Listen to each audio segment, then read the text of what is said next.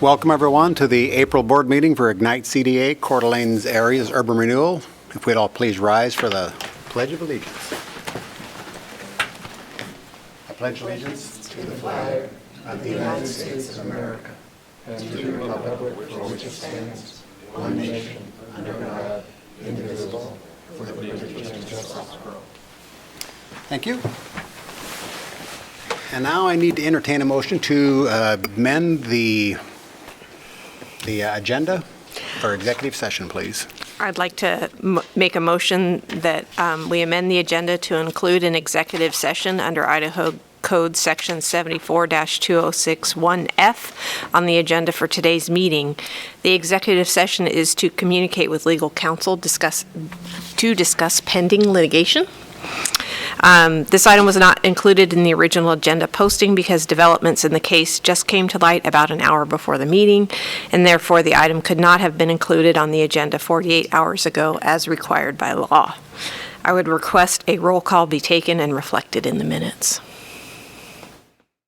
Motion. How about a second? Oh, second. Moved and seconded. Any discussion? Hearing none, roll call, please. Tony? Yes. Yes. Yes. Yes. Yes. Yes. Thanks. Motion carries. Next on the agenda is public comment. Does anybody have any public comment? Seeing none, then I'll entertain a motion to approve the board meeting minutes from the March 20th, 2019 board meeting. I move we approve the minutes from the March 20th, 2019 board meeting. Second. Moved and seconded. Any corrections, additions, comment? All in favor? Aye. Opposed? Motion carries. Thanks. Next, how about I'd make a motion for the approval of the minutes for the March 28th Ignite and City Council workshop. Second. moved and seconded. Discussion? All in favor? Aye. Aye. Opposed? Motion carries. Thanks. One more.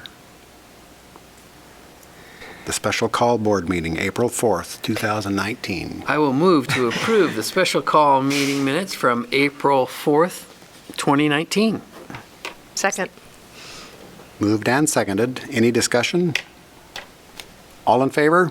Aye. Aye. Are there any opposed? Thank you very much. That motion carries. Next, we'll hear some presentations about our Health Corridor Master Plan, and first up will be Yard and Company. Please come up and introduce yourselves.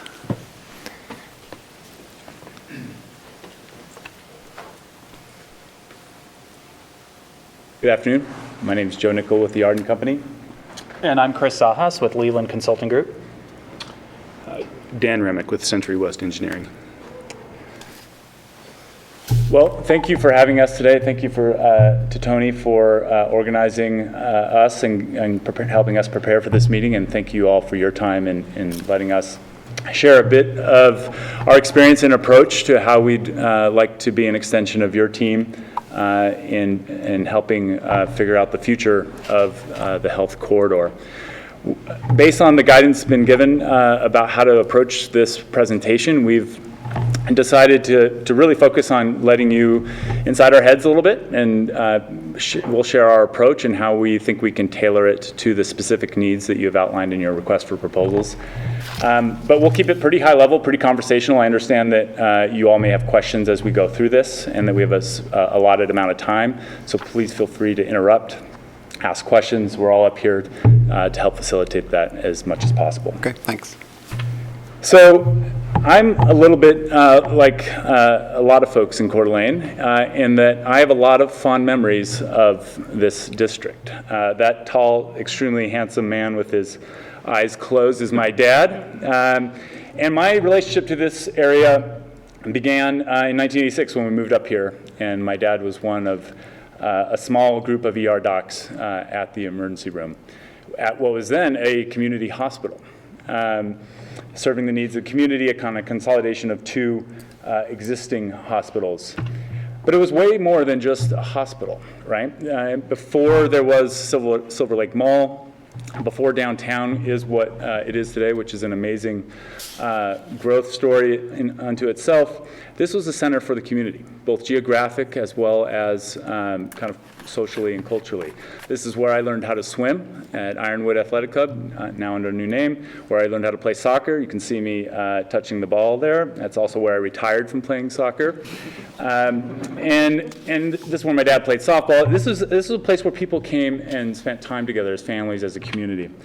And it was also a place where we came in and did our shopping. This is where Shopko is where I used to buy my baseball cards, all my Legos, that kind of thing. This was an amazing place. My dad still, by the way, has that car. He's a holder on tour of cars. And I'm not saying this just because, I like sharing my connection to the study area, but I think this is a really common set of stories that we all kind of can experience or empathize with or share in some ways as we remember the way the district was, 20, 30 years ago. Of course, that's not the way it is today.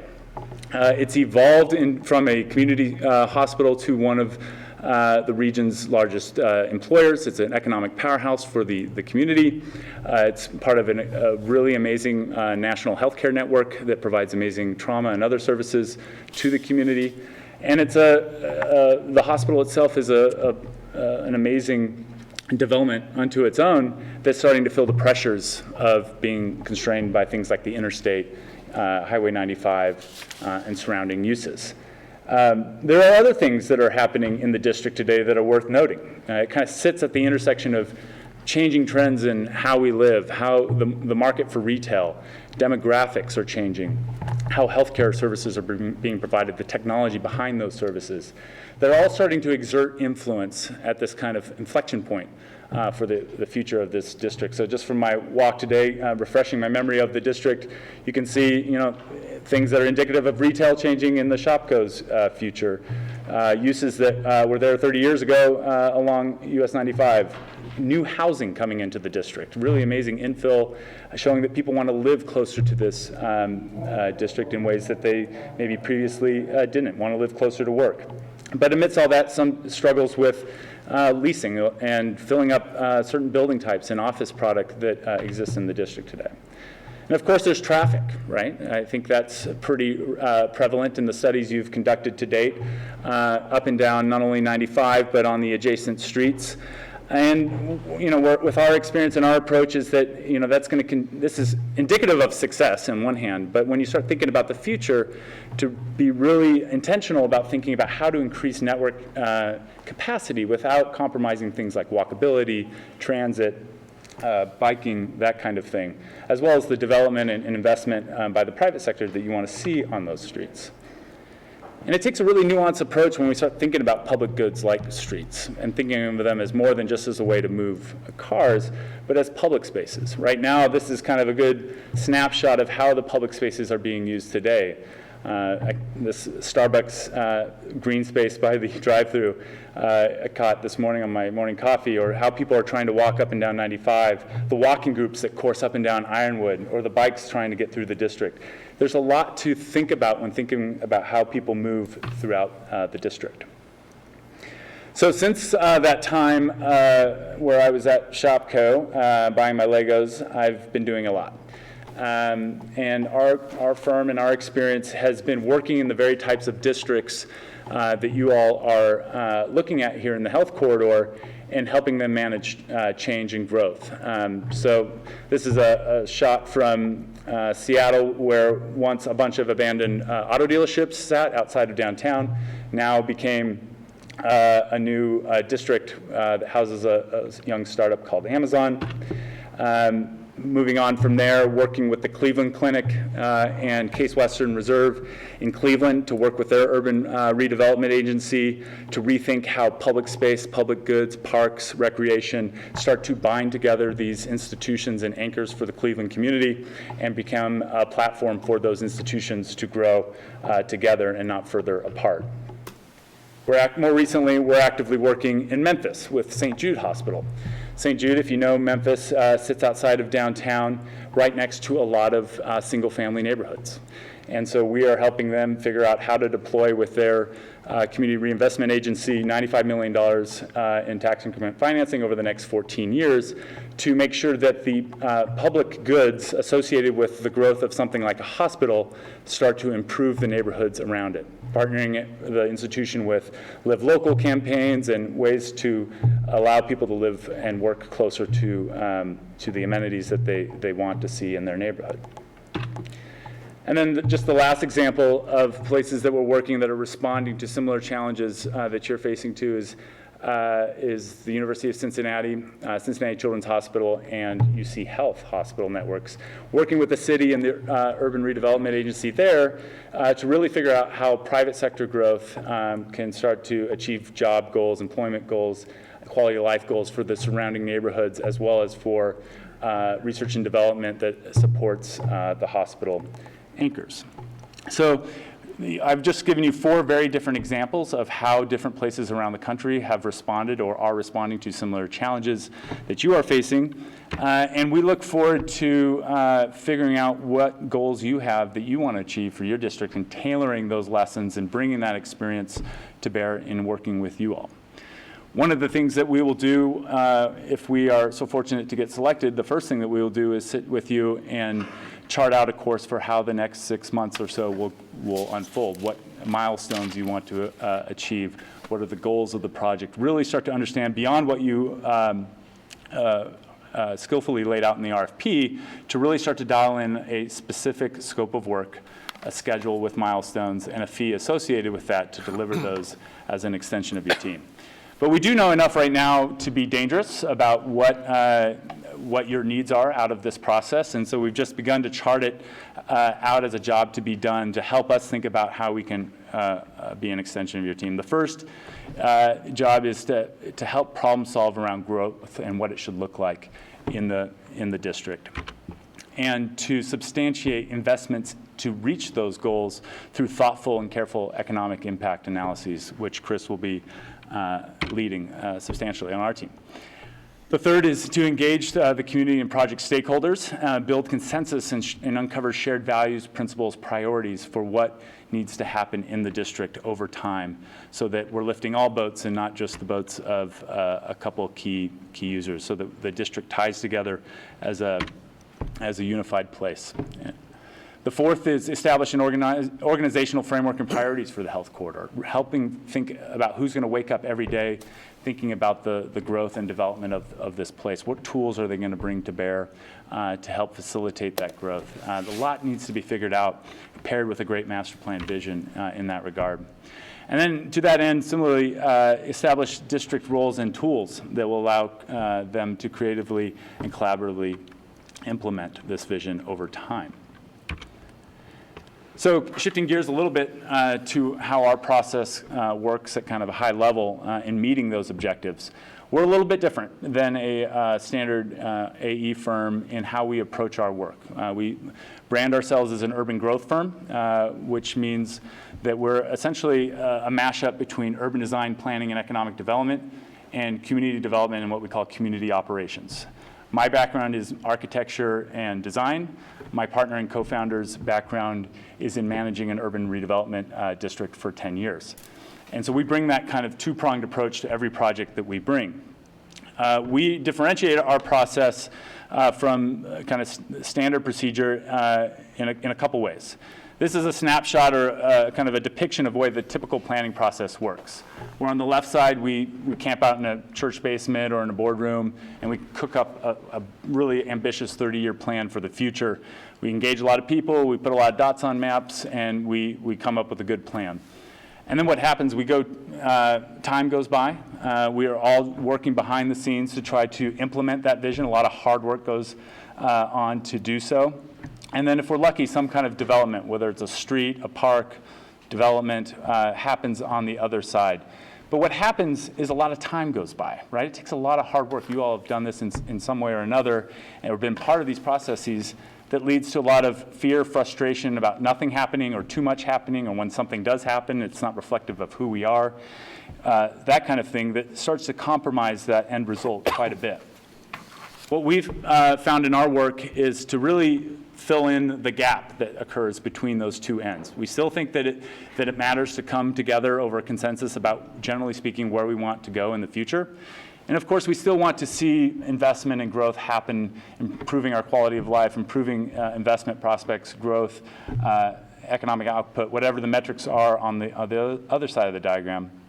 But what we've backfilled in the middle to make the bridge happen between those two is two steps that were always part of how we used to build cities historically and have since kind of value engineered them out of the process. We're bringing them back. The first is building demand, using low-cost, cheap, incremental ways to work with community members and partners to make immediate, small-scale change happen in the neighborhood. Usually temporary in nature, to test ideas first, see what works, see what doesn't, and then use that as a way to inform more permanent investments that start to grow out of that process. And that's the smart small phase, where we start thinking about where's that great corner grocer or a great coffee shop or whatever the amenities that people are starting to see needed in their neighborhood.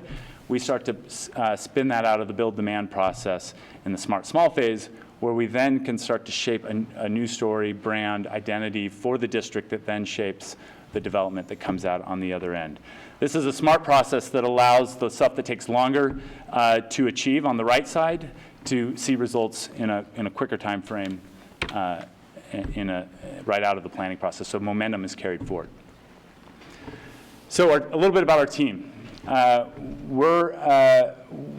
Ardent Company will be your primary point of contact. The three folks you see here are the three folks that will be leading our respective team firm contributions. So who you see here today is who you're going to see in the project with our partners. So I'll be your primary point of contact with my partner, Kevin Wright, who will be leading the kind of community operations and engagement side. Century West, who's actually located in the district, will be leading the cost estimating and engineering analysis for the work that's coming out of this. And then Leyland Consulting will be leading the economic analysis and feasibility work in concert with the vision plan that's coming out of this. Yeah, and so just a few words about our firm and our role on the project. We work nationally, focused on the western U.S. Most of our work takes place through redevelopment and urban renewal areas. We've worked in Oregon, Colorado, many other states on similar processes that involve urban renewal as a tool, as a economic development incentive, and very successfully. Here in Idaho, we've worked quite a bit. One of my first projects at Leland about 16 years ago was on the Lake District urban renewal area, but also have worked for many other communities. So we're familiar with kind of the nuances and the politics that surround urban renewal here in Idaho. And we'll draw upon that, obviously, in the course of this process. Our work will start with a solid market assessment. We need to understand the real estate, since that's what drives the tax increment, which will be able to fund projects. We'll do that not just through data analysis, which is obviously important, but we found that the single best source of information when we're looking at a market and trying to understand what drives investment is by talking to people. So we'll be talking to you, we'll be talking to property owners, developers, lenders, appraisers, anybody who touches those decision points. And we find that that's the richest information that tells us about what's possible, not just today, but also forward-looking, understanding about the future of retail, the impact of autonomous vehicles and other technologies on the urban landscape. And then we'll pair that market analysis with the economic feasibility study, the nuts and bolts of putting together the urban renewal district, reflecting your deadline by the end of the year. Andy Parks, who's a CPA and public finance expert, as part of our team, will lead that work, making sure that the projects that we're proposing are fundable with the projected growth and development that will happen on the ground, and that all works in sync to create a district that's feasible. And just to close, we want to talk through building off Chris's description of his project component that he brings to the team. Some of the other primary project components that were outlined in the process that we included in our response. The first was this idea about engagement that was very prominent in your RFP, really smartly laid out in terms of where the need is for that.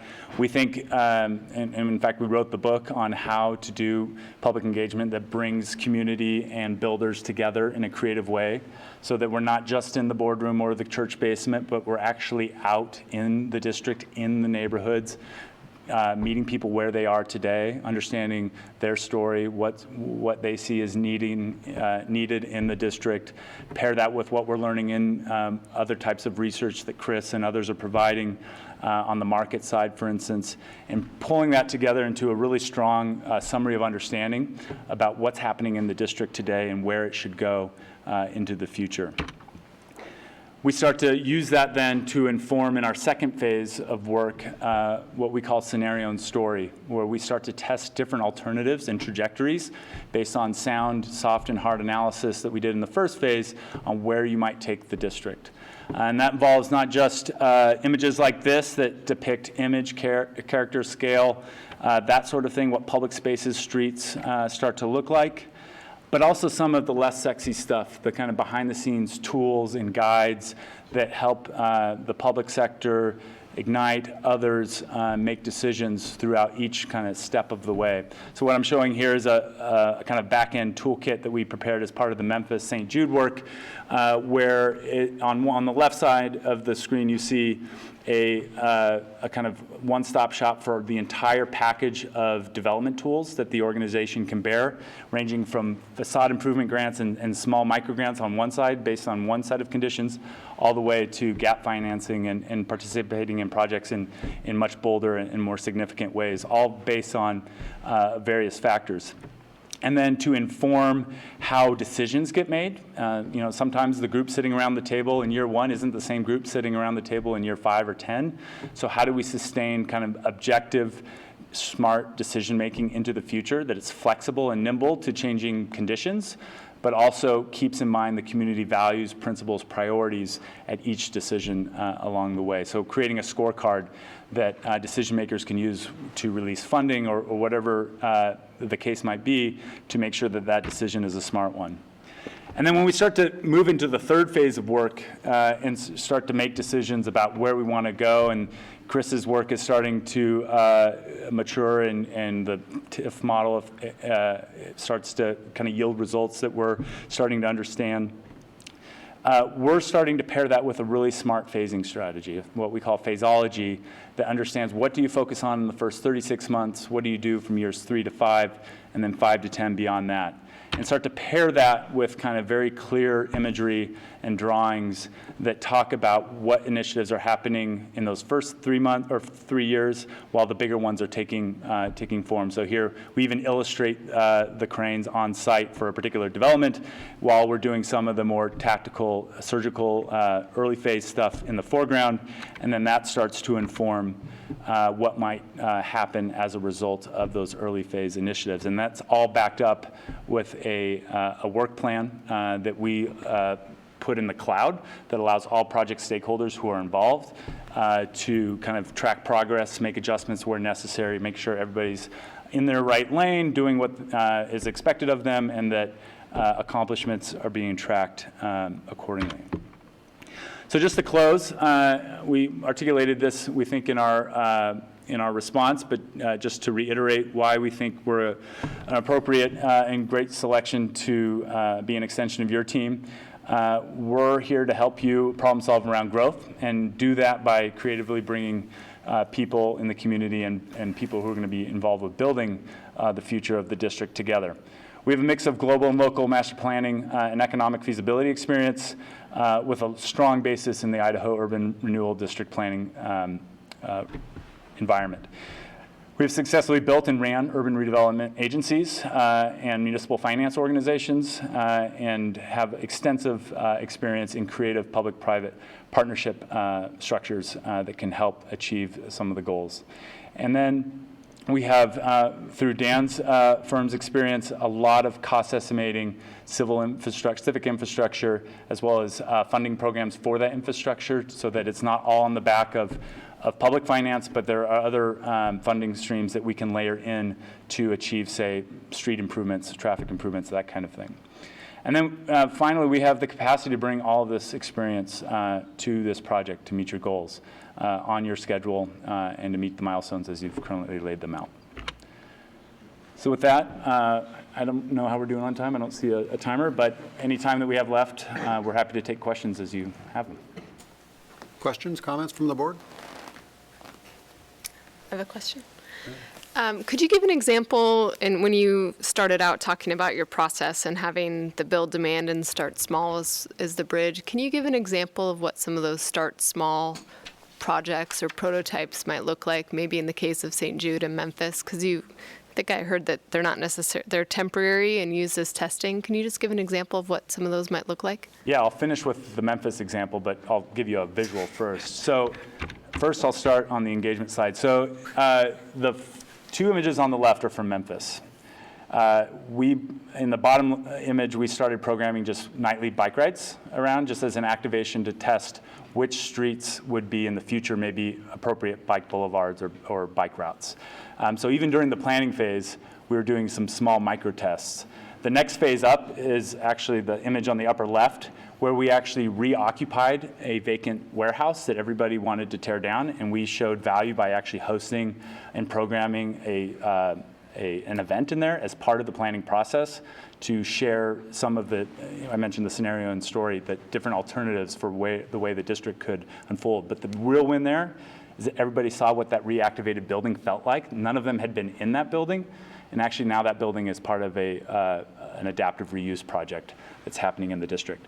To the right is kind of a next layer of leave behind. This is lasting about 24 months, where we bring the community together to paint crosswalks. And I believe Coeur d'Alene has done this in some other parts of the city as well, so this shouldn't be too foreign of a concept.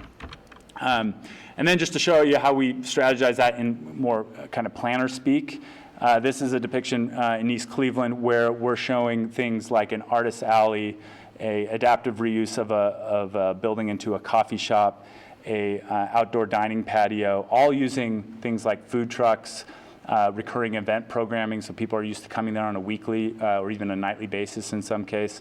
Then that starts to inform the, sorry, I'm jumping around here, but that starts to inform the smart small process where, okay, we got these food trucks here, that's great, people are showing up, they're spending money on a sandwich or whatever. Let's start to be sophisticated on how we're bringing, say, a restaurant or a deli to fill that vacant building over there that's had a lease sign on it for 24 months. Because we can prove that people are showing up, we've done it on a recurring basis, we've got the track record for that, so we start to pair kind of user recruitment with activation of spaces. That's how we go from building demand to starting small in a smart way. So in Memphis, building on those images that I shared, some of the early initiatives were there was an old grain silo opposite that warehouse. That's becoming a giant artist installation on that will be paired with an outdoor patio in that warehouse reuse. Other things included working with the DOT to actually redo all the crosswalks, not just some of them, in a kind of lighter, quicker, cheaper way, but it will still last 3 years to buy time for the full streetscape project that takes longer to design, plan, execute. I can keep going, but I feel like I've answered No, that's the great. question. Thank you. I appreciate it. You mentioned some of the unique politics in Idaho around urban renewal, and I don't know how much you've kept up on our own legislative process, but at the end of the session, there's a bill that came through that's going to put involve the election process for certain size projects, and I'm an old election guy in my former life, and so when I see a 60% margin that's required, so I guess I'm wondering, especially as you think about it, sounds like you would put different financial scenarios together, but now there's going to be some things that are really kind of out of control, and with only 2 elections a year, have you had any experience or know of those kind of requirements on urban renewal in other places or worked with it? Well, we've worked, so we are familiar with that law. We understand it was signed last week, and I also my understanding, and we would need to get a deeper understanding, but is that there are some pretty significant carve-out exceptions for real infrastructure, underground sewers and things like that. And what I imagine it will do is it will steer the types of needed infrastructure, not everything, but the types of needed infrastructure that urban renewal can assist this district vision will have to be those kinds of things, because I think, the 60% majority vote is sort of a poison pill. It's not realistic that would ever happen. I will say we have worked in urban renewal in the city of Tigard in Oregon. That city has a requirement that the district formation goes to a public vote, and it was a community that voted down that had some very significant objections to public projects. They voted down light rail, for example, coming into town. And yet, with a pretty robust, it took a long time and it was very thorough, but a robust education and community-engaged planning process, they did form a new district that had to go out to the entire city as a vote, and it passed because that messaging had been part of it. The story was told about not only why it's needed from a technical or infrastructure point of view, but what the vision is and how that vision relates to everybody in the community. And so it's possible. I wouldn't rule it out, but I think it will certainly incentivize us to kind of steer the urban renewal dollars towards certain kinds of infrastructure. And the other things that might need to happen in the district, we'll have to get creative and look elsewhere and other kinds of partnerships. Yeah, just to build on that, if I may, in Memphis, for instance, the CRA money that was outlined in the $95 million allocation out of the TIF was specifically geared toward two types of projects.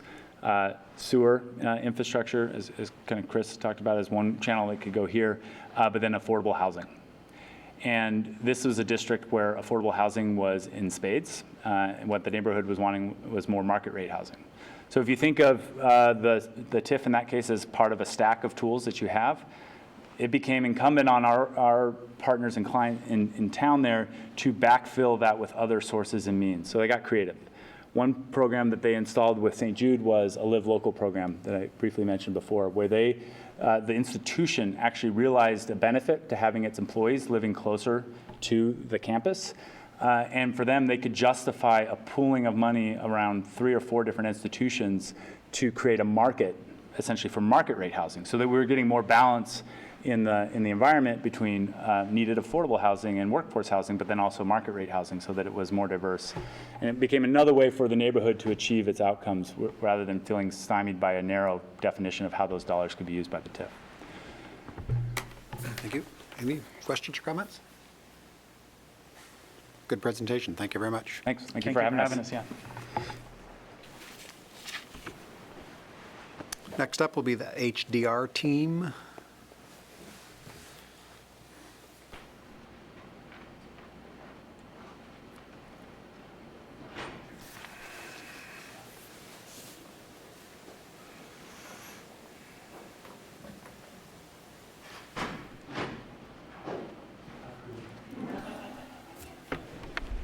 Yeah, did he walk you through? So you can close that. Yeah. Is yours already up? Was up? Yeah, it's one that of these. one. Is that one up here? It's that one with the top right. Oh, right there. Okay. I'll let you lead it. Thanks. Thanks, Chris. Might need another row of chairs. HDR basketball team.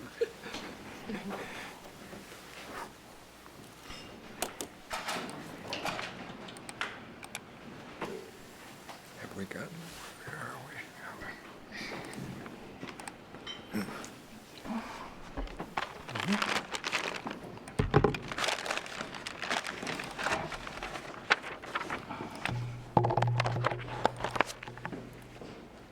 Turn this on. All ready? Okay. It's a turn on. Oh, turn it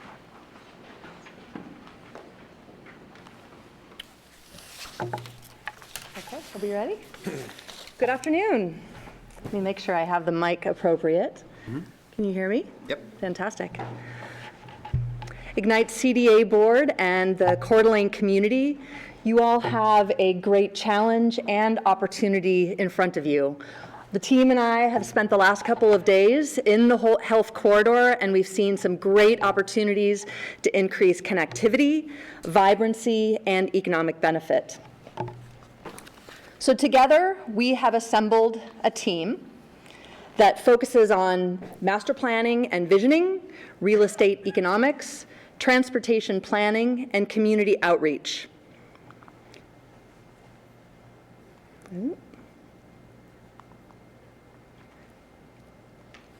But there's more than that. We have with us the reach of HDR. HDR is a company, an established firm, and we just celebrated our 100th year anniversary. So we have with us the full team, the interview team that I'd like to introduce to you. Myself, Kaya Nesbitt, I am the project director if you select our team, and I will be your primary point of contact through the duration of the project. Karin Sonder is our project advisor. Chris Zahas, thank you, is our economics principal. Stephanie Borders, public involvement lead. Ben Weymouth with TO Engineering as a local coordination. And unfortunately, our health integration expert, Amy Williams, was sick. And I think I let a few of you know that she came down with the flu. So we thank her for not sharing that with us today. But to demonstrate HDR's reach, we were able to bring Scott Forel. And Scott is actually also a health expert with HDR. And what this demonstrates is our ability to draw from our depth and breadth at a moment's notice. And with that, I'd like to introduce Karin Sonder. Thank you, Kaya. Good afternoon, everybody. I am so happy to be here as the former executive director of the Urban Land Institute. I am very excited to see the next steps of this master plan. I was intimately involved in the TAP report and had the opportunity to work with many of the stakeholders to learn a lot about the corridor. So HDR has been in Idaho for 27 years. We've been here in Coeur d'Alene since 2004. And we've worked with the city for over 20 years providing services for the wastewater treatment plant and recently completed a transportation study for ITD for the I-90 US 95 intersection. We are also pleased to introduce Daniel Baker. He is our North Idaho transportation lead based here in Coeur d'Alene.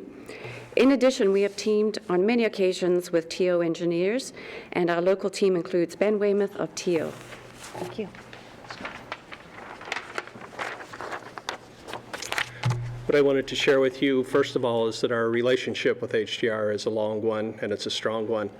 I actually didn't know the numbers, but I ran them getting ready for this. We've done 15 projects with HDR in the last 3 years. 8 of those are here locally, and 4 of them are actually still ongoing. As far as TO is concerned, we have 130 people in 7 offices throughout the western U.S. We have 30 people here in Coeur d'Alene and Spokane, and we've been in Coeur d'Alene for over 25 years now. I also wanted to share a little bit more about what this area and this corridor, means to us personally, to me personally. My family's blessed that all of our experiences in the health corridor have been happy, well, actually joyful events in our life. It's where we went when the wife said we're pregnant. It's where all the doctor's appointments are. All 3 of our kids were born at KMC. The fact of the matter is that's not news. Everybody in the region does it. The point is it's just a vital and important part of our area. And it's just because so many major life events happen here for our community, for ourselves. And our thought and our goal really is that the community, the corridor, doesn't need to just keep up, but it needs to become even stronger and more central and a usable center for our lives. And the short version, is we're here to stay and to support this community as it grows.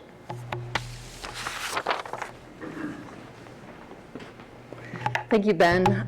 We are very thankful to have Ben as a part of our team. As he mentioned, we have an extensive relationship and have worked on a number of projects, and we hope that this project will be the next phase of that.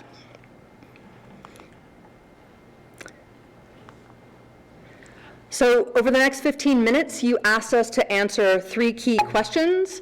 You wanted us to demonstrate our creative approaches, to provide some additional information about our project scope and approach, and to outline more detail around our team availability and capacity. The truth is that our team approaches every project in a creative sense. We try to customize our scope and scale according to the resources and the needs of each and every client and each and every project. But today we are going to talk through 5 projects that are really most relevant to your project. We'll talk about Pena Station Next, which demonstrates our visioning process. Focal Point, which is an example of where we've brought healthcare as a redevelopment anchor. Penn Medicine, which is an example of parametric modeling and visualization. Bozeman, Montana Corridor, which is an example of economic tools which help ignite development. And US 20 and I-15, which is an example of building trust.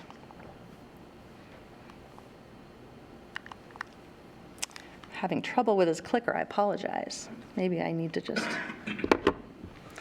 So the first project is Pena Station Next. This is an example of, like the health corridor, there are a lot of different stakeholders, and there was some ambiguity about what to do that might be unique in this place.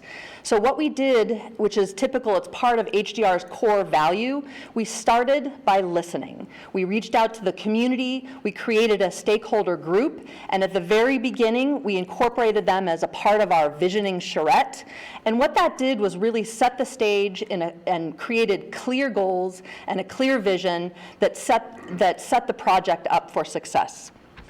The next project that I want to talk about is Focal Point, and Scott's going to share that with us. Kaya. Good afternoon, everyone.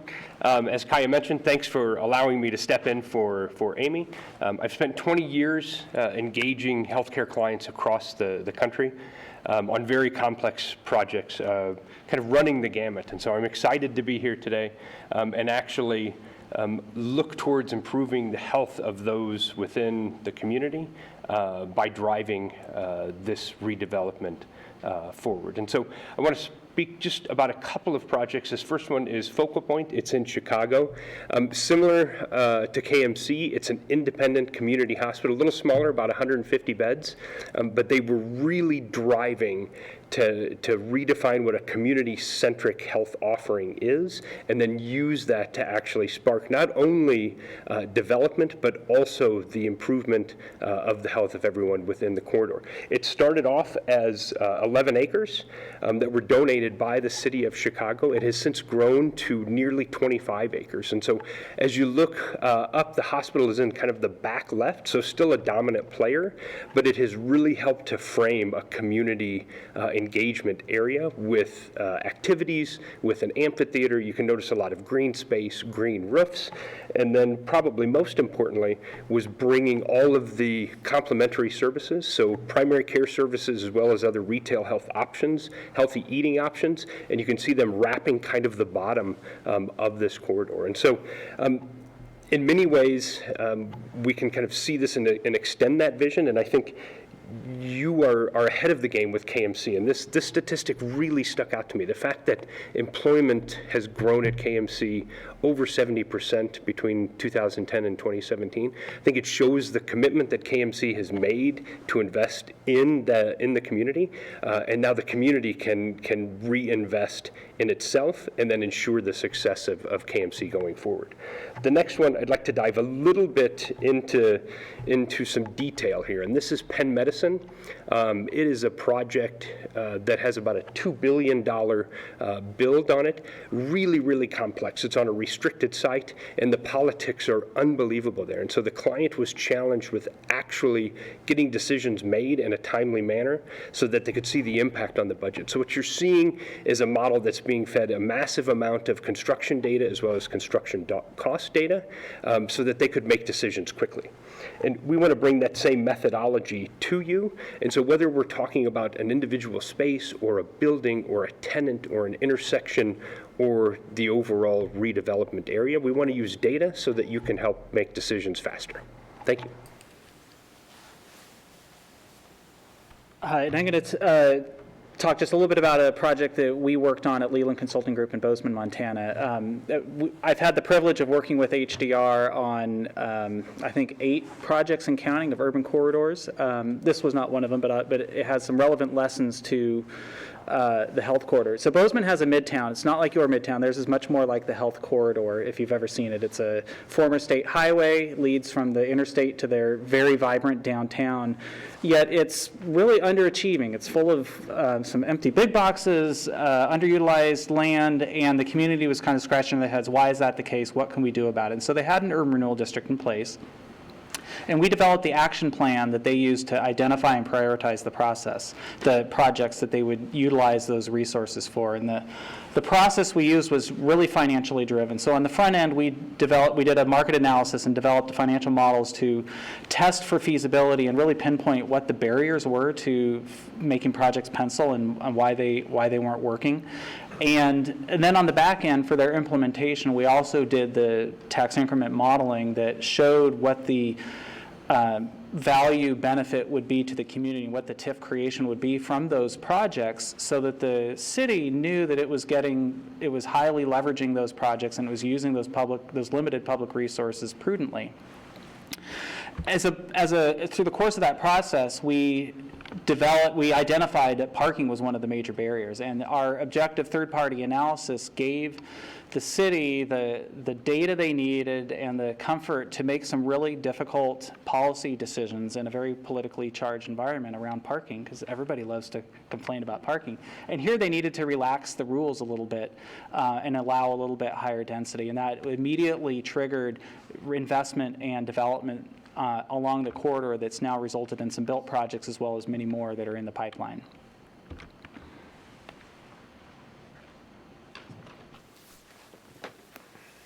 Hello, I am Stephanie Borders.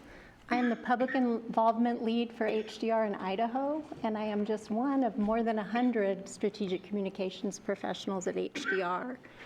HDR really values public involvement and community outreach in all our projects, because we know that a good project really comes from community DNA. We need to be inclusive and to ask the community where we're building projects how they want to see that look. And what it does is it reduces the fear that people have of change and growth. And so it's an exciting thing for us to be involved with projects all over the state. I personally have just recently finished a couple projects in this area, US 95 Granite North and State Highway 41. And today I want to talk to you about a project that we have in Idaho Falls, where when we won the project, through strategic analysis, we realized that we had some work to do politically. The city and the county were not on the same page about projects, and it was hurting the community because good projects were dying because people could not agree. So we went in, we got everybody at the table, and we had a good, bad, and ugly kind of conversation where we talked about all the issues, potential solutions, and everyone committed to moving forward together for the benefit of Idaho Falls.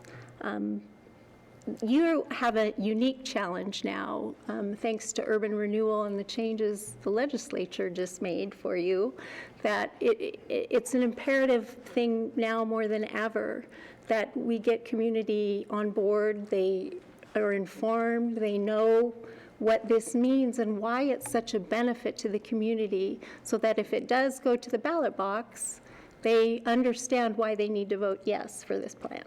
So thank you. Thank you, Stephanie. We're so grateful to have Stephanie as a part of this team. We understand that transparency is going to be a critical element of this project, and we recognize that having somebody that can really help the community along will be a very important component. So to move on to question 2, you asked us to give more detail about our scope and our approach. And I actually have a document that I'll be handing out to all of you at the end of Q&A. Unfortunately, due to our compressed time frame, we don't have time to go through all of that, but I welcome the opportunity. If you have additional questions after today, please reach out, and we look forward to discussing that further.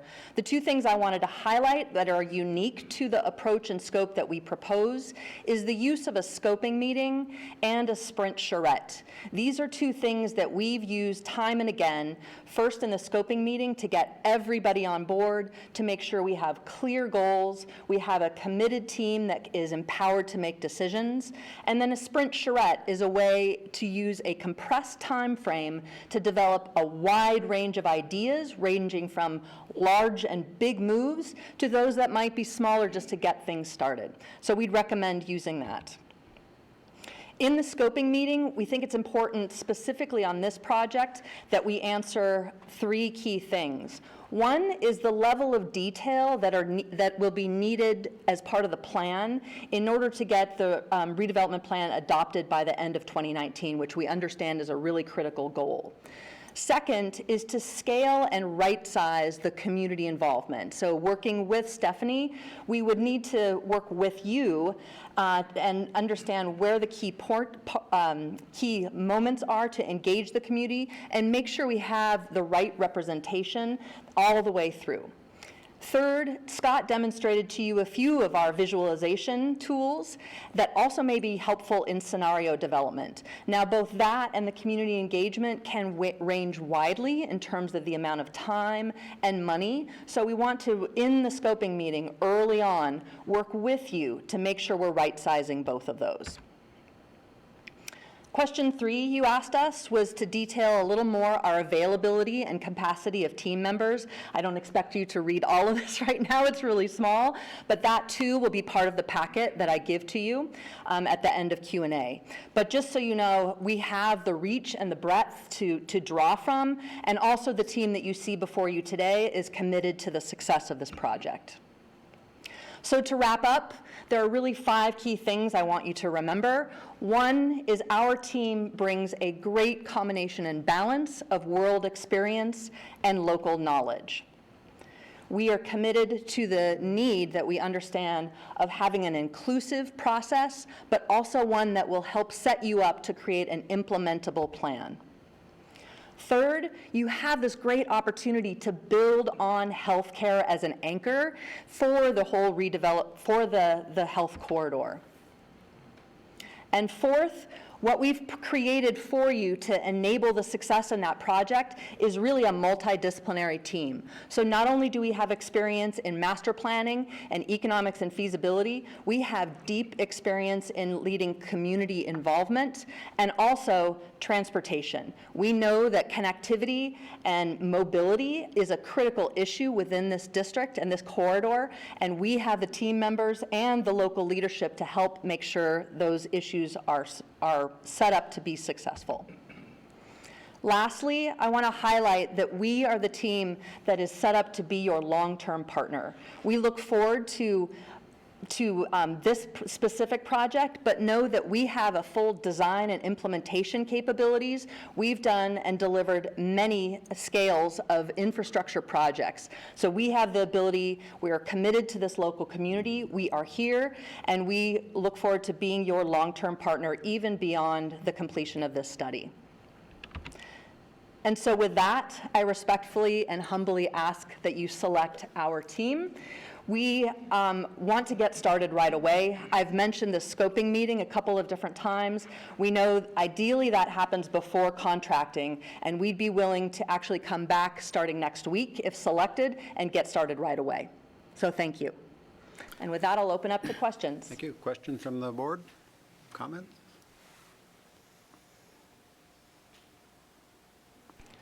Yeah, come join me. Hearing none? All of you, I don't answer them myself. So we have a great team of experts to answer. Thank you very Much. Thank you for your time. Okay. Thank you. Think about.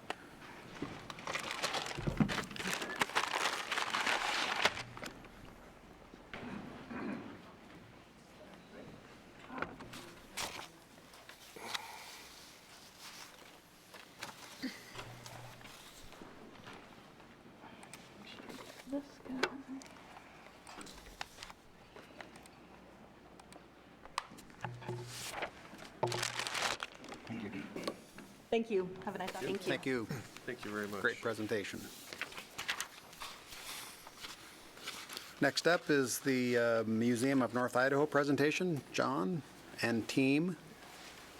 Areas like oncology have allowed us to think about. Just set up and running.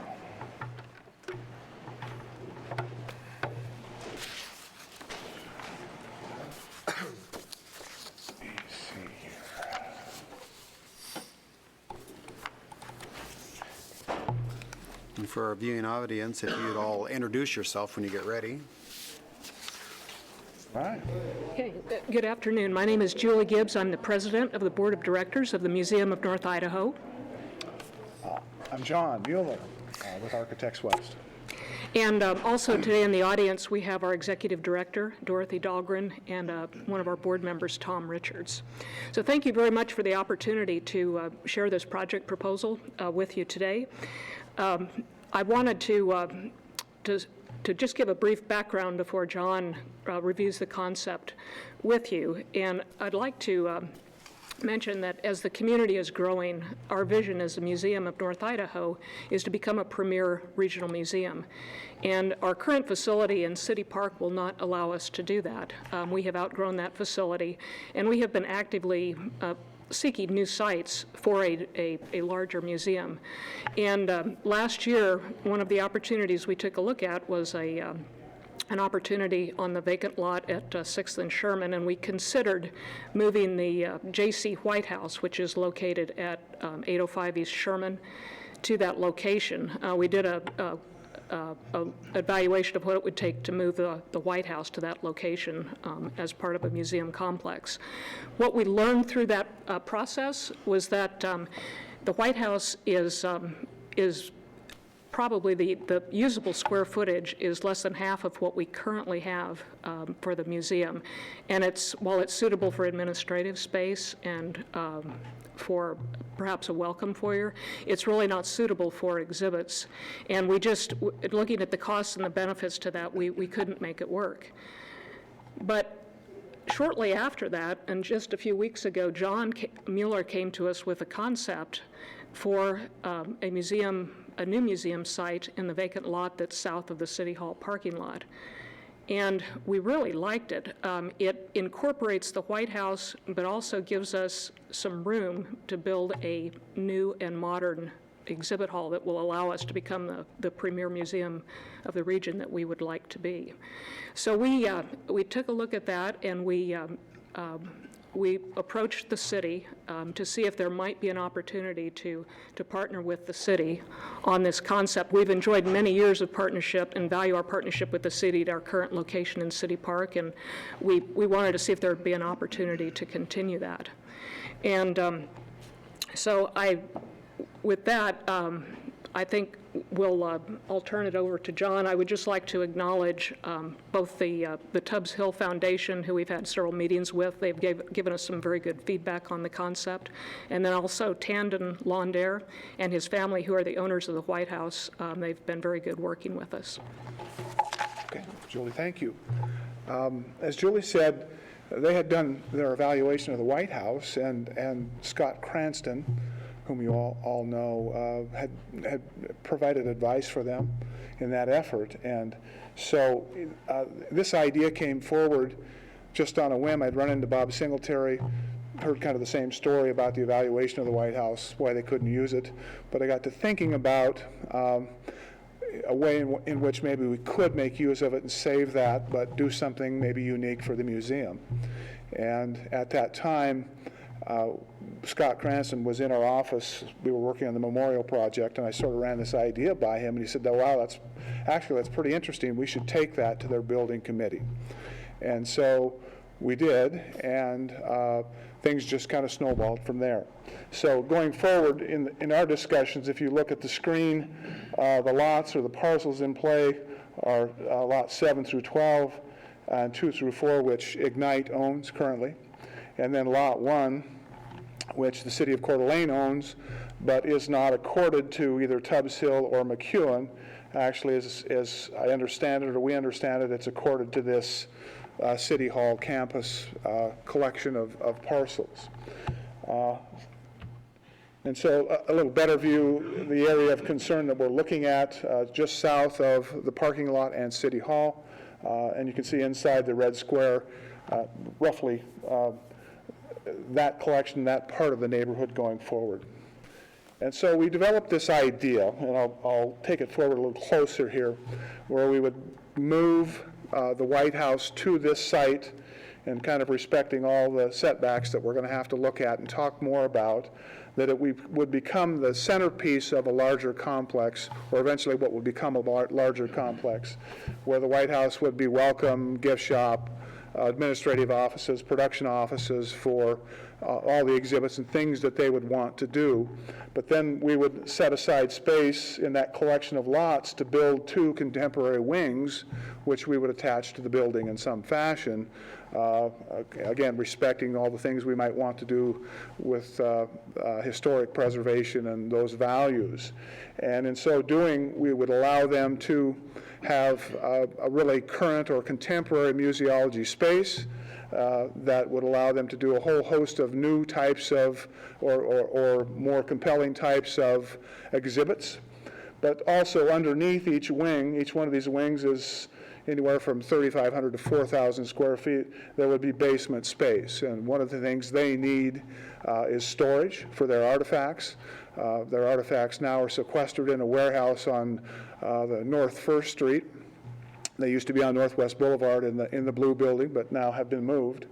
And so we would hope to make use of some of the parking just north of this site, but also would like to be able to develop our own separate access, drop off for buses and seniors, and then also provide a certain amount of parking, 7 or 8 or 9 spaces, including some accessible spaces, and then to be able to bring first responders, fire trucks, and those kinds of things through the site.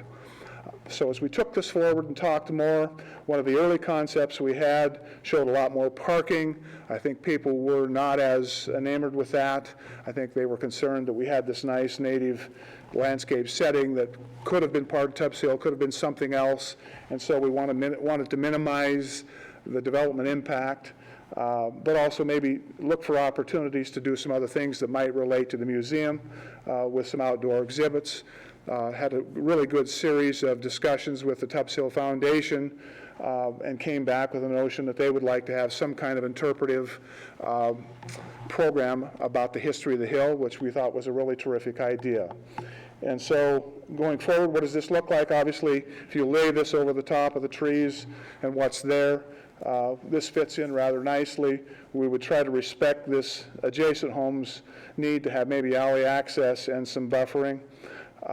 Maybe, and these light green and fit this into the neighborhood. But as we look at what this might look like from the street, this is a view looking from the north, scaled. This is the White House dropped into this site, and then these mass blocks would be the 2 contemporary wings, scaled at about 12 feet, 13 feet, a story and a half, which would be plenty of volume to allow flexibility for exhibits. And then, of course, if you go out and look at the nature of this site, it sort of slopes down and is very deep, so we could fit a basement in here really easily and make this happen for the storage and for access. And then these are just some additional views from the north looking down. You can see how the access drive would come in, how we would try to fit that into this site, save some trees. And looking at from the access drive coming in, again, trying to understand, you might ask, what kind of impact will this have on the neighborhood? Trying to keep this very residential in nature, but still allow us to do all the things that we might want to do with this project. Again, looking from the north back down that egress drive to the facility. So that's the current state of the concept. We've had great discussions so far going forward. Pretty lively discussion with the Tubbs Hill group, and they've been really good to work with. Good ideas coming back at us. And so we're really grateful for the chance to come talk to you. I know the museum is interested in perhaps taking this forward with a committee or some kind of larger group to flesh out the issues, see what's possible. And so with this, we would get a new museum complex, but we would also have the core of it would be this historic building that we would save and take forward to the future. So with that, if you have questions, Julie and I can try to answer those. Dorothy is here from the museum as well and can speak to some other issues, but we understand this is informational only tonight, but would be interested in your thoughts or perhaps next steps as you might see them. Questions from the council?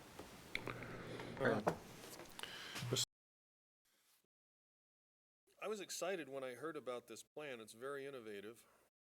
One of the concerns I had about this land being set aside for Tubbs Hill is I just saw, I don't know how many generations before there'd be any money to do anything with the land there. And this is something where it gives an interpretive center for Tubbs Hill, plus a location for the museum, preserves a historic home. So I think this is great. I think you're onto something, really good here that could just be great for the community. And I'm just kind of curious, would the home be open to the public of some fashion? I mean, I'm thinking of different cities where there's a historic showcase home that's, been preserved and the public can view the home and find out about the history of it and so forth. Well, I'd rather let Julie or Dorothy speak to that if we could. Yes, definitely. The museum or the White House would be incorporated as part of the museum. And while it's not suitable for exhibit space, we would envision it as being a welcome foyer, perhaps our gift shop and administrative offices. And, so people would be in there and they could see it, something like somewhat like the staff house up in Kellogg, where, people come through the house and it's part of the museum. Yeah, I haven't been to that. I mean, and this is apples to oranges, I guess. I was thinking of the Pittock Mansion in Portland, and then years ago I was in Kalispell, and there's a historic home in Kalispell. I can't think of the name of the family, but they have that, preserved for tourists. So it doesn't sound like the whole house would be open to the public, but I was just wondering if in some fashion, how much of it would be or what the vision was for that. I think, that's yet to be determined, but initially at least the ground floor would be. And much of the house has been remodeled in the 1990s and early 2000s, so a lot of the millwork and the leaded glass is still there, but the actual footprint has been changed inside. But it's still very interesting to see the inside of the house. So. Then my other question was on the parking. So what do you think about the parking? You say you got 7 or 8 spots there, and there's place for buses to pull through and handicap parking, but is that enough parking, or do you think you'd be trying to use part of the city hall parking lot? Well, I think that's the intent, Brad, is that we would look to trying to make use of what might be available here. We have larger spaces. Obviously, they're used sometimes for boat trailers and stuff like that, but they also would be conducive for RVs if people wanted to pull in. The notion of the development is to actually have 2 access points, one from the north and one from the south, depending on how you would like to come and make use of the facility. We understand, obviously, there is pressure in the summertime, but no less or no more than what they experience now. And so actually we thought it was a way to make use of what might be underutilized on the north side and also manage or minimize impact to this piece that would be south of the facility, which would act as kind of a buffer to the neighborhood. And we looked, as I said, we had about 40 to 45 parking spaces in here, wall-to-wall asphalt. And then as we talked with the Tubbs Hill Foundation and heard their concerns about saving trees and making sure there was more of a natural character, we looked at, instead of having this pull-through, we looked at, say, a cul-de-sac or a turning circle. We looked at a hammerhead alignment, and actually both of those options did more damage or provided more impact. And so we found ourselves coming back to this simpler layout. We could probably add a few more spaces, but I don't want to, I think there's a sweet spot there, but I don't want to break faith with the folks with the Tubbs Hill Foundation, because we had some really good discussions, and they came away, their whole thing is set aside of open space, but they looked at this and said, if this could be a public value or in public hands, we could support this. But I would rather let them speak if they want to about this and taking this forward. But there is some sensitivity about how this fits in the neighborhood and how much impact there is. More discussion to be had on parking, no doubt. But with an idea like this that comes forward, this is a point of departure, and we hope it's close, just because of the kinds of discussions we've had with the parties.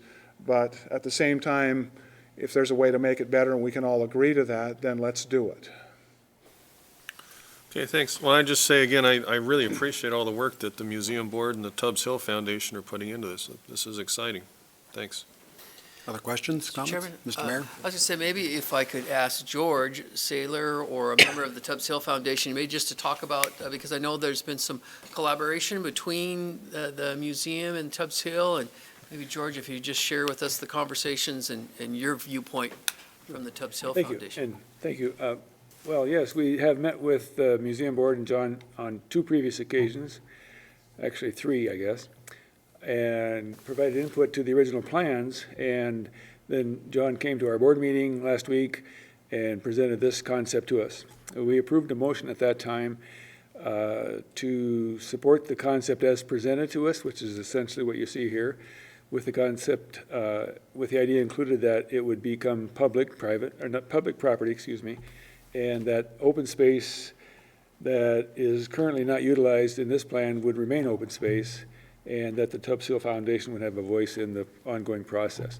So I think that pretty much capsulizes the motion that we made. So we think, it's been 2 years since we've been talking about this, and we do very much appreciate your willingness to dialogue with us. I think this is a win for the community. I think it's a way to resolve this piece of property in a way that we feel will benefit the community, but also protect the values that we represent with Tubbs Hill, and hopefully satisfy Ignite. So that's pretty much it. Okay, thank you, George. Thank you. Thanks, George. Thanks. Dan? Well, I would just give immediate feedback that I really like the idea, and I think it's a great concept. We're not making decisions now, but I would also say having to wrestle with some of those parking issues and the demand that we're going to have in that lot, I wouldn't want parking spots all over it, but where I see that just kind of a part of an arc, that might need to come down a little bit more and meet somewhere in the middle. But, those are all decision points, but just to be out with that. But the concept, I think, is terrific. And Thank you. Yeah. I love the idea and the concept. It's a good win-win. And with the new wings you're adding on this, John, how much more square feet is there than the current building? Well, both wings would add about 8,000 square feet, plus about, I want to say 8,000 square feet in the basement, plus whatever the square footage of the footprint of the White House is. And so, and again, I think we've heard a number of different square footage numbers of what they would need to in the near term to take the museum forward. What we're trying to do is give them the opportunity to plan, fundraise, and go forward. And so the initial piece, if they built this first wing along Tubbs Hill, that would get them close to 4,000 feet, which is a lot of space.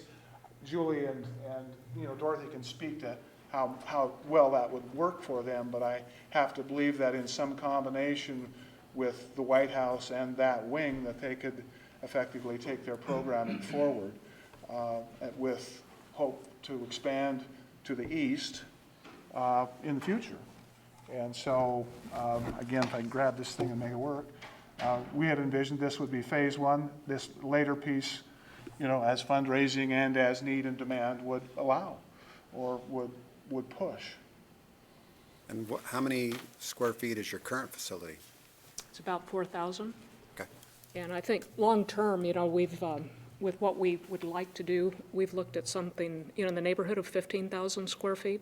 But like John said, this does give us the opportunity to do a phased development depending on fundraising.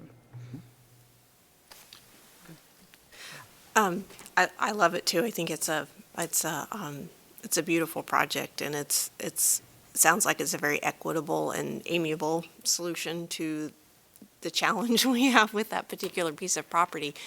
I'm a finance person, so how much is it going to cost? Well, I think that's the next step, Sarah. I have heard all kinds of numbers related to moving of the structure from $250,000 to $750,000. Can you step up to the microphone? Okay. There's that voice. I have heard all kinds of numbers from $250,000 to $750,000 to move the structure. So I can't speak to that. I'm not an expert at that. I can tell you site development-wise what I think it needs to happen with new wings and that. And you know, if you look at the addition of a wing, and at 4,000 square feet, $200 a square foot, $800,000, soft costs, and all the things that go with that site development, you're looking at an initial phase of about $1 million. That's as micro flies across the sky. Yeah, sure. And then you've got the move. And so I think in the near term, the pressure would be to save the building, the White House first, to get that site adapted and moved. And I think we can do that within the context of zoning code today because it is a residence. But at some point then, I think we would have to go visit the folks in Hillary's office and talk about a conditional use permit or special use permit, I guess as the city calls it, for a museum to be allowed to happen in this zone. And so there are some, you know, entitlements issues that we have to deal with going forward. And but that would also then give us the time to finish the dollars and cents of this. You know, if you want to take the higher estimate on the move, you know, this is 1.8 million. If you want to take the lower estimate, it's more like 1.2. So again, we're at a disadvantage because we've brought this idea forward. We want people to consider it, but to take it to the next step, I think we've got to get consensus with everybody who might have a hand in this to say, yeah, this is worth doing. Let's get some more detail and make this happen if we can. So, good question. But the thing I see is it would then give the museum footing to start their capital campaign. There's a vision now that they can take and sell to us all and begin fundraising, which is something they've desperately needed. You know, how do you raise funds if you don't have a project to raise funds for? How do you project vision and capture everybody's imagination to make that happen? And so this is something that perhaps might give them that traction. So I just want to reiterate that I am very supportive of the project and the concept. I'm a chicken and the egg. You know, Sure. you can't have a project if you can't pay for it. And there's this balancing act at some point in the process. And so I'm very supportive of pursuing, talking more about the concept. Well, the museum has that will be a sticking asked for point. partnership with the city and others who might want to be. Either this will work or it will not. Absolutely. And so our hope is that there's a way to make it work because of the historic preservation values, the history, the saving of history, as we all might like. But also, I think, in terms of the initiatives that this board has been involved with, not only for maybe an anchor to the south, civic campus, but also then the opportunity to kind of implement a few more things related to the Four Corners and that corridor from Foreground Drive south to Independence Point. So, thank you. Okay, well, Go ahead. I just wanted to thank the Laundere family, and Mr. Laundere is in the back there. They're the owners of the property.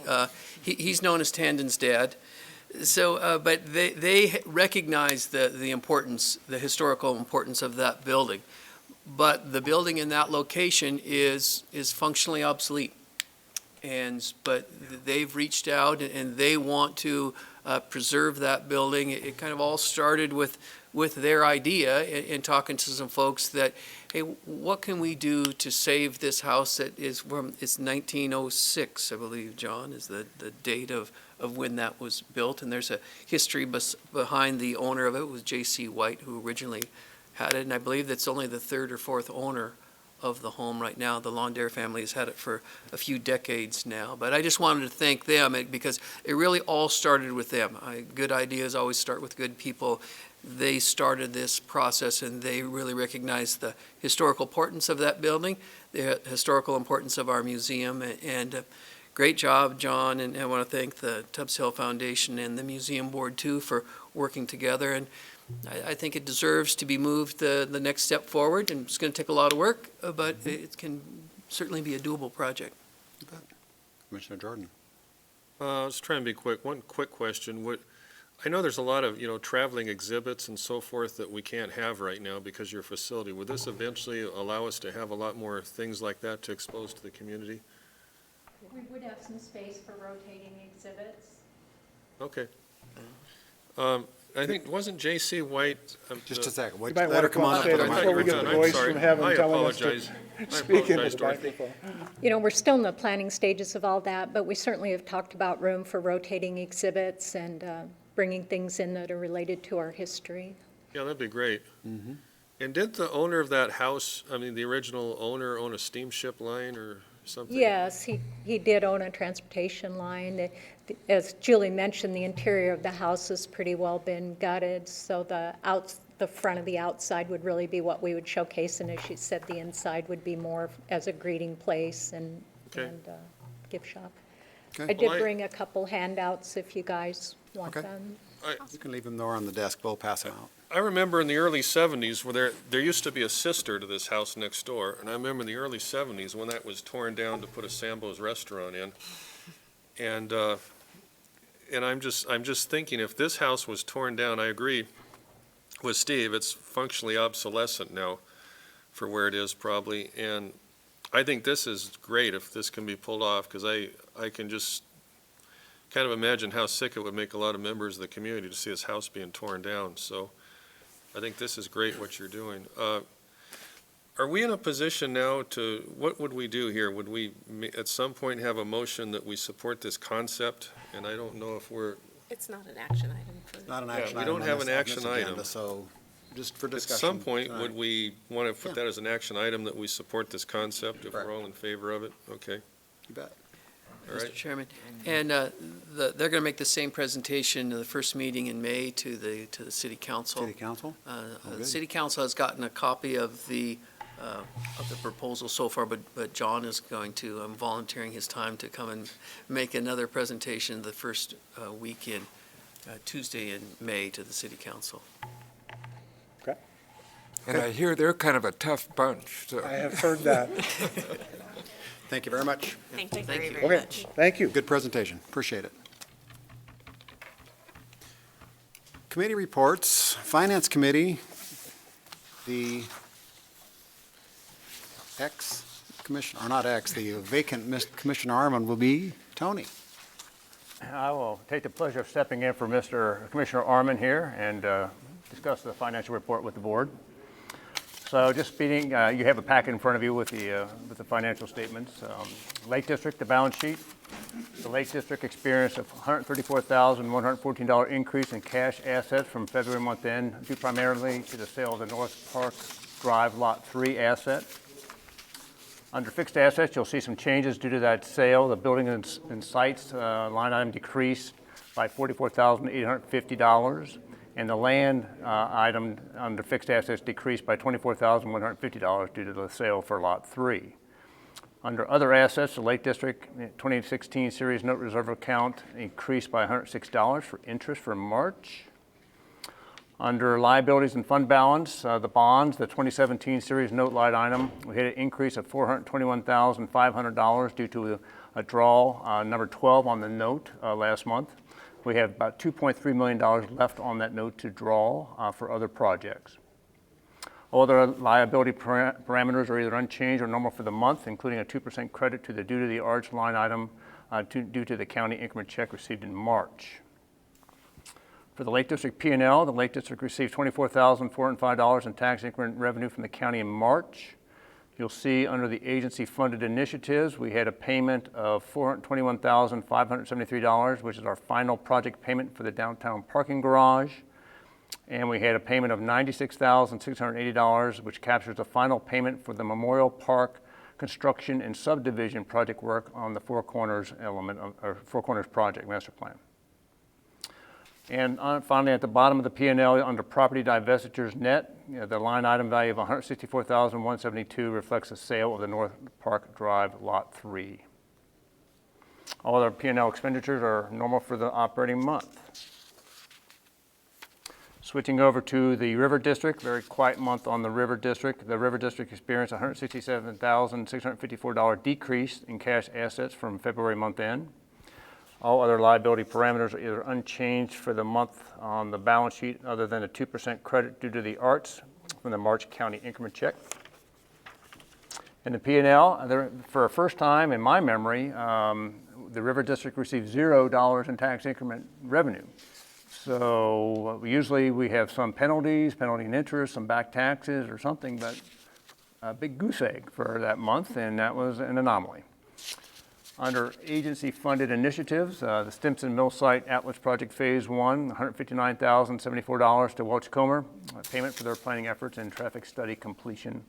And all other P&L expenditure line items are in line with a normal operating month.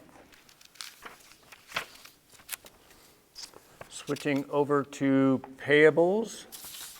You have this payables in your packet in front of you.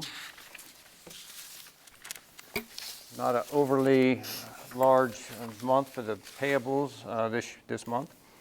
So for Edelman Burke, we have a total due of $882.70. This is for legal counsel, general legal counsel, legislative issues, and district initiatives, and Lake District initiatives. Holly Troxel, we have a total of $6,149.75. This involves $4,622 for legal counsel, URD planning process, and public records requests, as you'll note. For the Lake District, we have $810 for the health corridor RFP and Midtown proposals work, and $717 for the River District for Atlas and River urban renewal plans.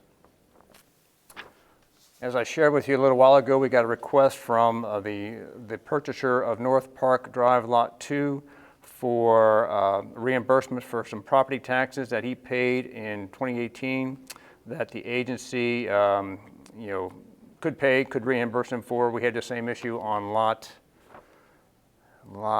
8, I believe, here last month, a couple months ago with Ms. Borazan. So I bring forward, and I brought this forward to the Finance Committee, that we reimburse Mr. Cooper $910.77 for the property taxes owed from January 1st, 2018 through May 18th, 2018. That's when the property closed. Finance Committee was okay with that if the board is okay with that. ICRIMP, this is our second half of fiscal year 2019 insurance premium of $2,862. And then if we go down to the Atlas Millsite Initiative, we have Welch Comer Planning Team. We have an invoice for $26,897.50 and $1,750 for soil work that they were doing on the Mount Hink area. So that's a total of $28,647.50.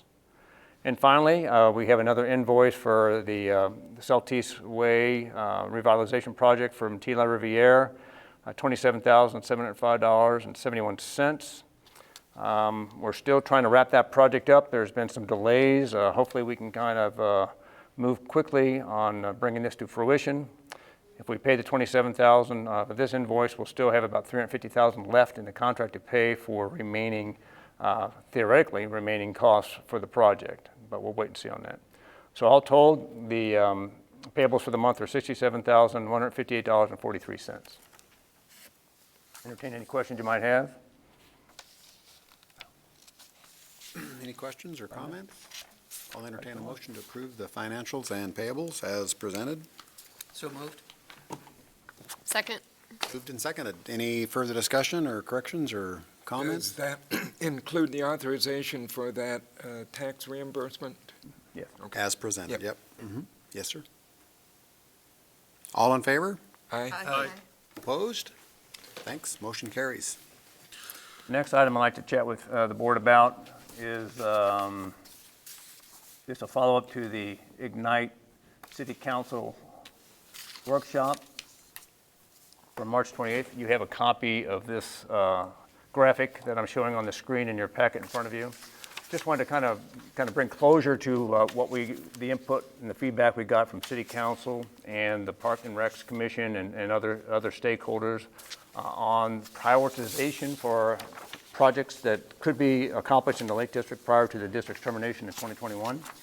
You'll see on the sheet and on the screen, the city prioritized, gave us their input on what they feel are the high priorities for the Lake District that we have listed. So the first high priorities they have are Phase 1 and Phase 2 of the La Crosse Road extension. On the right-hand side, you'll see an average project cost between a high and a low for what this project might actually cost to construct. So Phase 1 would be $934,500. Phase 2 would maybe be $1,030,000. Another high priority for the council, the city, was all the elements that we've talked about for the Atlas project area, all the enhanced improvement areas, as well as potential revenue improvement and revenue enhancements, like for Doc's example. The first line item for the Atlas project area, line 9, is about $2.8 million. The second for potential revenue enhancements is $504,000, and the third one is $955,000. And the other high priorities are down there on the yellow lines for the Four Corner Master Plan. These identified elements that we talked about in the past are high priorities for both the Park and Recs Commission and City Council. So all told, the city's high priorities total about $7.5 million. And as you recall, we estimate that we'll have about $7.4 million available. That's without the value of the potential divestiture of the Young Avenue property, which is about $750,000. So if you add the $750 to the $7.4, we'd have about $8.15 million. Once again, those are estimates. This is all kind of estimation of what project costs would be and what our tax revenue increment's going to look like in the future. But that just kind of gives you a scope and scale of kind of where the city was on their priorities. And I just wanted to I talked to the Finance Committee about this, and Commissioner Garcia has some comments that she's going to bring forward from the Finance Committee conversation that she'll share now. So I just wanted to make sure that we all remembered that kind of the impetus for all this was the suggestion of donating the Young Avenue property to Tubbs Hill, or to the city for the purpose of Tubbs Hill, and trying to understand the fiscal impact that would have on the Lake District and the future projects we could work on in the district. And so that kind of snowballed into this very productive and very, I think, enlightening discussion about what's important to our constituents and our partners in this area, specifically in the Lake District. And again, the Finance Committee's job is not to recommend, it's just to provide information and thoughts back to the rest of the board. So basically, we can give that Young Avenue property away. We can donate it to whoever we want to donate it to and have money to do other projects, but we won't have enough money to do all the projects. So there's a trade-off, and so that was the point of the Finance Committee looking into this, is kind of assessing what that would look like, and the result of the assessment is we absolutely can do that. If we do that, we can't do everything that is at the high priority level of the city, the Parks and Rec Commission, and Trail Foundations, and everybody else. We talked about it quite a bit, and and even talked about the priorities that were presented to us at the joint meeting. And we, as a finance committee, really agreed with and felt strongly that we were very supportive of the idea of putting some funding into the Atlas project for bring it beyond the mean and green look that or lean and green, sorry, not mean and green, lean and green, that they've already built into the project. Between that and this potential with the museum, as well as some of the recent things that are going on in Midtown, we realize we really don't have enough money to do everything that wants to be done. The Finance Committee themselves do not, we didn't see the lacrosse work as a priority within the Finance Committee. We're supportive of funding the park area and the BLM property improvements, but really only if the city completes phase 1 and 2 of the road extension, possibly in partnership with the adjacent property owners. So we had a long discussion about this, and again, not being able to do everything, we felt from our standpoint the priority should be on the Atlas Mill site, because that will help to enhance the saleability of the lots and the blocks down there, which is needed to continue to build that up. And that would leave us some money as well to work on Midtown and create some money for Midtown, and potentially assess whether we want to donate the Young Avenue property. So again, they're not recommendations, they're observations and thoughts that we had as a finance committee that we wanted to share, and suggest that these be talked about and thought of considerately as we move forward with our next year's budget, because we would need to put these items into the budgeting process as we move forward with the budget. Do you guys have any questions about I'll just also just second what Sarah said. It was a consensus of the Finance Committee, and it's just simply where there's not enough dollars really to do everything. Unfortunately, we thought lacrosse wasn't a priority yet, and we wanted to make sure that the Atlas Mill site was finished and nicely, so that project was successful, especially with the selling of the upcoming plan of selling the lots and stuff in there. And also, we need to save some money for Midtown, because we're not quite sure what we're going to do up there yet. So, Mr. Chairman, I would add that coming out of that meeting, that the City Council was pretty adamant on the lacrosse extension. I think they want to continue to work on that. So that was a priority of the City Council. Mm-hmm. And so there's been a lot of talk about talking with some folks, the potential developers there. I think those talks need to be more serious. We need to quit talking about talking and actually get to the people, and the people actually own the dirt. You know, we probably need to bring those folks in, meaning Union Pacific, who's the property owner there, and we need to have some specific discussions as to whether there's going to be any participation, if they want to do that. So I agree that we certainly can look at that lacrosse area as as something that has some other funding sources, but we need to get to work on it. And I think that Mike Gridley is working on something there where we can have some discussions, and we can either say, yes, there's going to be some developer participation, or no, there's not. Okay. But I will say that was loud and clear a priority of the City Council. Okay. Any further discussion? Brad? Well, all I would say is I think it was a good exercise to have this discussion, because we need to do it since we're nearing the end of the life of the district. And as I've indicated in the past, you know, we're kind of like the family sitting at the kitchen table trying to balance the budget here as we get to the end of the life of the district. And so I'm a lot more inclined to support giving away the property over here. What do you call it, behind the city hall here? With this new proposal from the museum. I think Tubbs Hill's a wonderful asset when we're making tough decisions, though, in trying to figure out what we have money for and what we don't have money for. As I said earlier, I could picture that land sitting there for no telling how long without any money to do anything with it. But when I look at the value that this would add for the community, if that museum could be put there and the house moved over there. So I'd support, donating that land if that can happen. And then, of course, we have to figure out everything else here. Thank you. Further discussion, comments? Just so I'm clear, the feasibility of the Museum of North Idaho White House on Young Avenue, that would be contingent on us donating the land, correct? To the success of that would depend fully on that. That's the words I was looking for, Young Avenue. Yeah. Young Avenue property, not that property over here. Very true. Thank you. And I think, too, that the discussion about La Crosse was more about,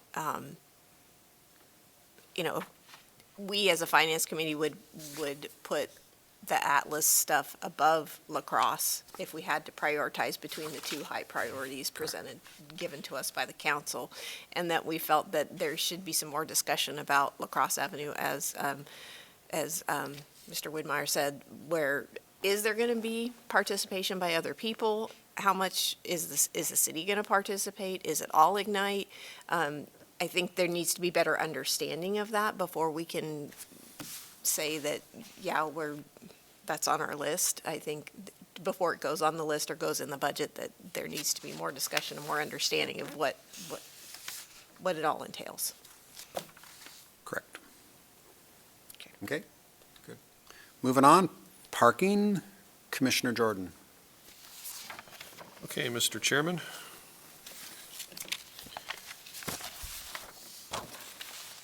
Just have a short parking commission report. Revenue for March was $26,054.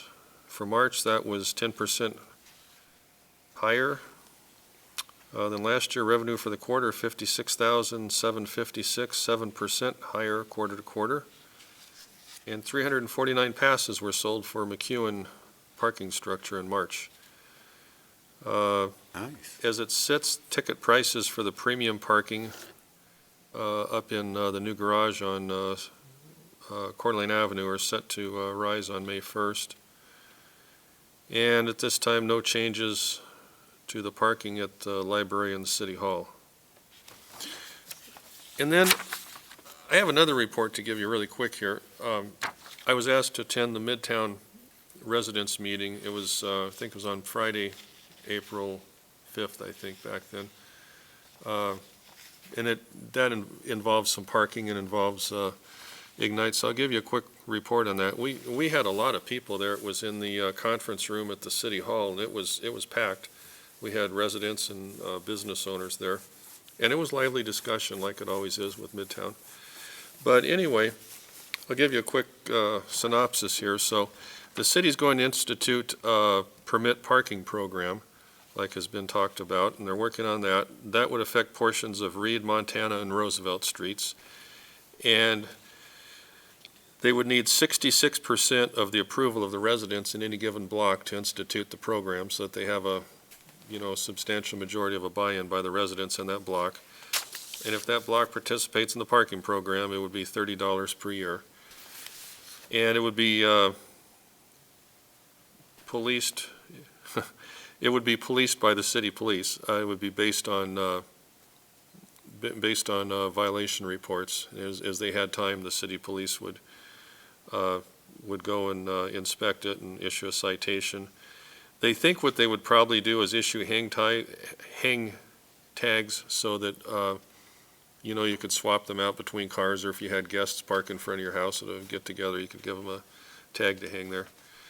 So that's what's going on with that. That's coming up in the near future. They're still working out the details on it. There was a really strong consensus to improve the 3rd Street parking lot and improve the lighting and the safety there, and the residents felt strongly that that lot be improved in a high-quality manner, so it'll last for a lot of years when it's left there and Ignite sunsets rather than a quick patch job.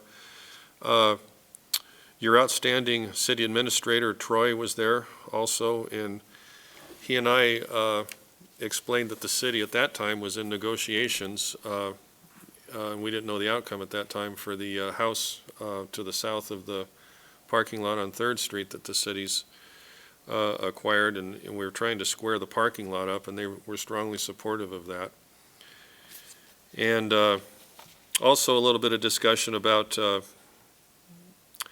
what to do about the delivery trucks and so forth. There was some discussion about maybe early in the morning there would be a couple of blocks on the right side of 4th Street that would be designated loading zones, early morning hours for delivery trucks. Also some discussion about improving the alleys and lifting the wires so the trucks could utilize the alleys better. There was some discussion about paving the alleys, but there was also some discussion back that there's probably not money in the budget to pave the alleys, but possibly some things could be done to improve the alleys, though.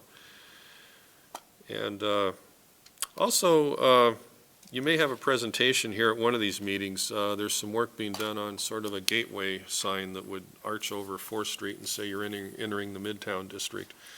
Hillary advised them there'd have to be some vetting done with Public Works and so forth over how that sign, how high it had to be on the structure and so forth. So that's my report on that. Thank you. All right. Questions or comments for? Mr. Chairman, I just may add that last night, City Council approved purchasing that home to the south of the 3rd Street lot, and it'll close within the next 30 days, so excellent we'll be news. looking forward to. That'll really help that 3rd Street to 4th Street parking lot, square it up, and And it happened faster than I thought it might have. We were kind of cornered on how quick it's going to happen, and at that time, a couple of weeks ago, we said, we don't know. The city's working on it. So that's great. Could I ask a quick question while we're on that subject? If the city was to sell that house rather than abate the house, for the parking lot, would we have to take bids on selling that house, for instance, for someone to move the house? Probably more of a city attorney question. My guess is it would become personal property if it was separated from the lot, so potentially not, but I don't know the answer. I'd want to get with Gridley. Just wondered, about 3 or 4 weeks ago, I ran across somebody asking if anyone knew of a house in the downtown that needed to be moved, because they had a lot they wanted to move a house to. So I'm just thinking that's a potential possibility, where there might be a little money derived from the house, plus avoiding the abatement cost of having the house demolished. Mr. Chairman, the county has a 53-foot wide house at the corner of Government Way and Foster that you could move, but you'd have to find out how to move it down the street. So that's a possibility. Yeah, this one's a little easier to move, though. Yeah, that's right.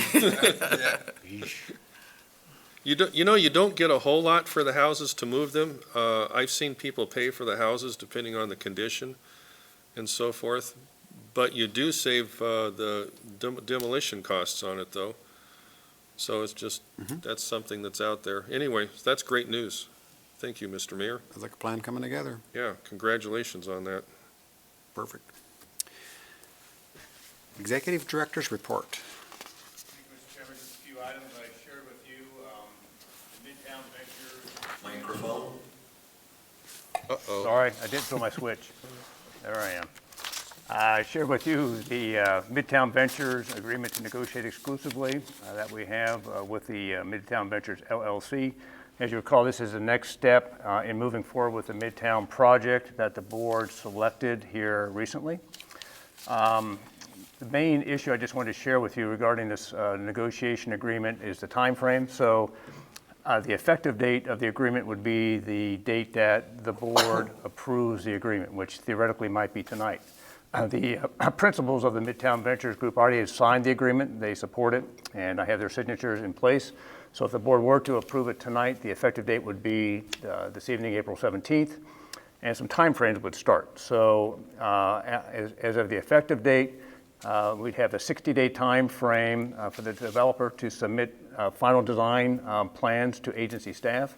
Also within that 60 days time frame, the developer would provide reuse appraisal data to the reuse appraiser so we can kind of get the value of the land process started.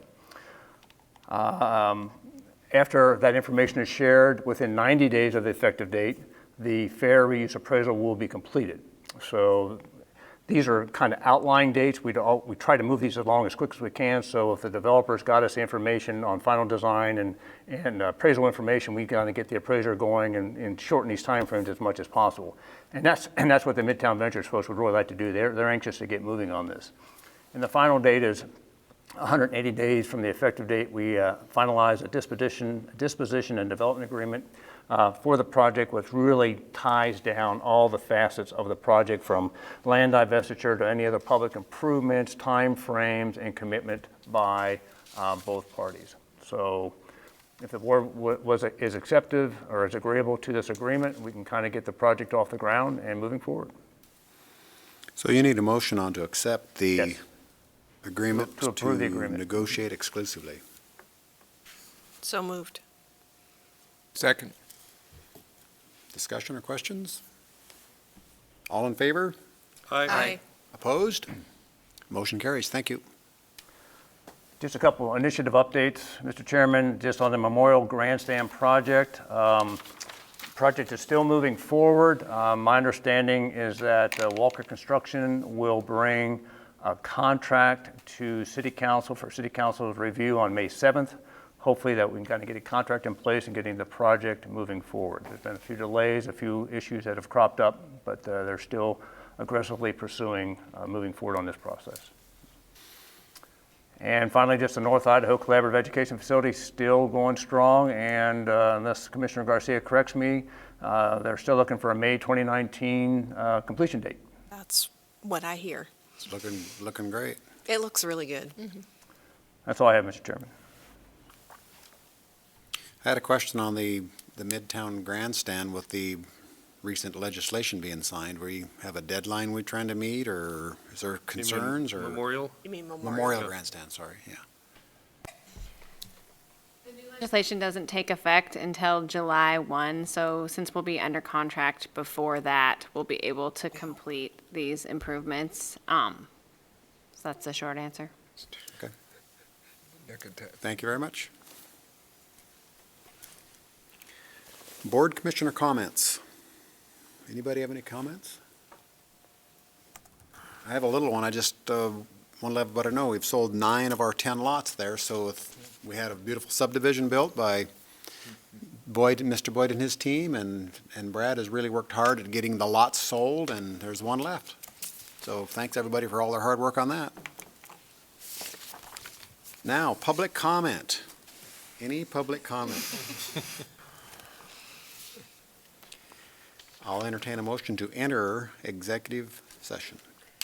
I'll make a motion that we enter executive session under Idaho Code Section 74-2061F to communicate with legal counsel to discuss pending litigation.